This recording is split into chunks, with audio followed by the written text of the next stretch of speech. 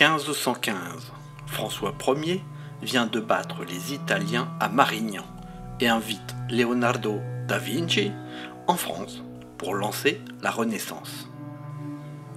Pendant ce temps-là, dans le Saint-Empire romain germanique, les jeunes hommes se rendent de chez leurs parents jusqu'aux villes qui possèdent une université. Or, en chemin, beaucoup se font voler leurs biens par tous les bandits qui pullulent en cette fin de Moyen-Âge.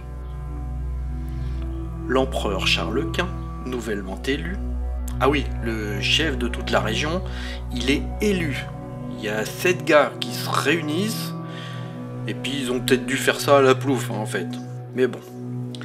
Donc le chef de la bande décide que tous les étudiants auront le droit de porter les armes. Avant, c'était réservé aux nobles. Donc, tous ces jeunes hommes, pleins de testostérone, vont être formés au maniement des épées et autres rapières. Tant de mâles et d'armes, et on en arrive toujours à la même chose. Ça finit en concours de celui qui a la plus grosse. Le nombre d'étudiants tués par perforation pulmonaire est si important que DJ Charles Quint va essayer de limiter ce massacre en créant, enfin, c'est pas vraiment lui, ça serait plutôt, je pense, les maîtres d'armes du palais, en créant une escrime académique. Comme dans toute belle, c'est du 1v1. Les deux combattants doivent être de confréries différentes, oui, on va pas se taper dessus, entre potes.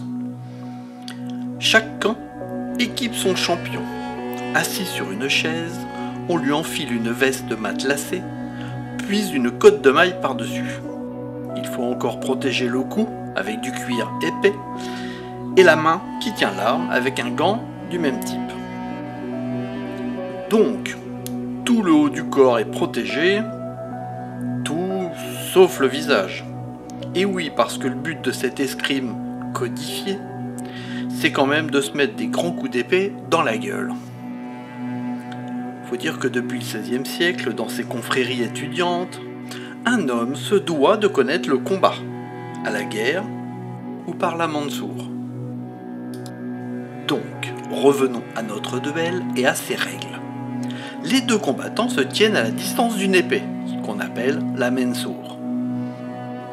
Les combattants sont assistés d'un second qui dirige le combat et avec leurs bras protégés bloque les lames lors des phases d'arrêt. Un observateur vérifie que les protections sont en place, un médecin peut arrêter le combat et un arbitre est présent pour les possibles litiges. Tout est prêt pour ce délicat et subtil moment de grâce. Comme vous le voyez, tout acte de retrait ou d'esquive est strictement interdit. Ouais, la honte si t'as peur de la blessure. Le but n'est pas de gagner, mais de tenir jusqu'à la fin. Alors si les combattants portent des lunettes, c'est une protection récente. Jusqu'au début du XXe siècle, les combattants ne portaient rien. Cette épreuve consistant à vérifier donc qui a la plus grosse, le tout entouré d'étudiants abreuvés de haine et de bière, il faut maintenant parler des signes extérieurs de cette virilité.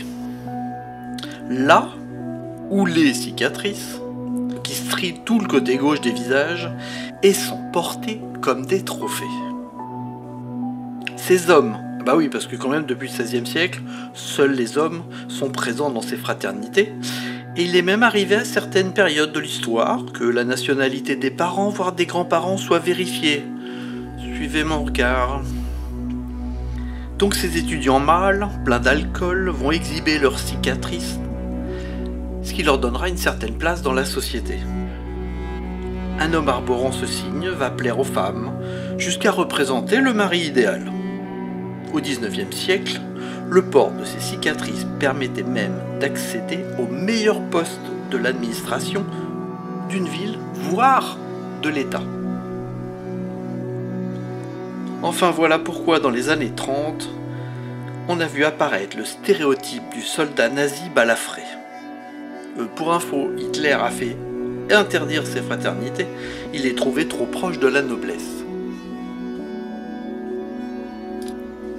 Voilà, vous venez de découvrir la Mensur, l'escrime académique allemande. Pour vous donner un ordre d'idée, pendant ce temps-là, le reste de l'Europe s'entraîne au fleuret, à l'escrime sportive. Oui, quand je dis s'entraîne, c'est parce que ça continue de nos jours. Si. Il y a environ 500 associations universitaires qui pratiquent cette escrime codifiée. Elle est bien sûr réservée à une élite. On retrouve cette escrime en Allemagne, mais aussi en Belgique, Suisse, Pologne.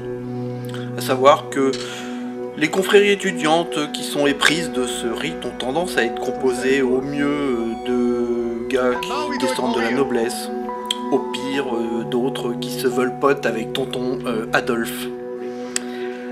Allez, on se fait un petit dernier combat pour la route. Ah, ça va faire mal.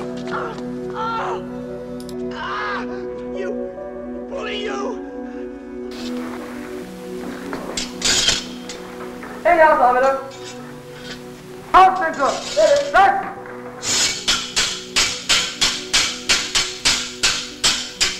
Halt! Hey, ja, da haben wir das. Aufstände! Weg!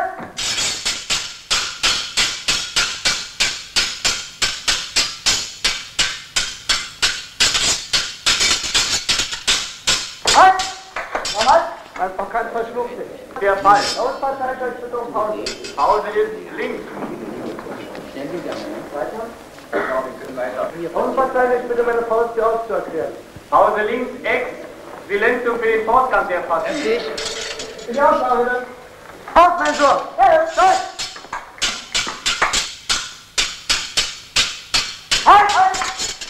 Mein Vorkant wurde getroffen. Meine Partei zweite Mal getroffen. Pause ist links. Grundverteidiger, mein Bund erklärt die Abfuhr. Silenzium. Eine Verehrung führt ab nach dem 7. Gang. Partie ex Silenzium ex.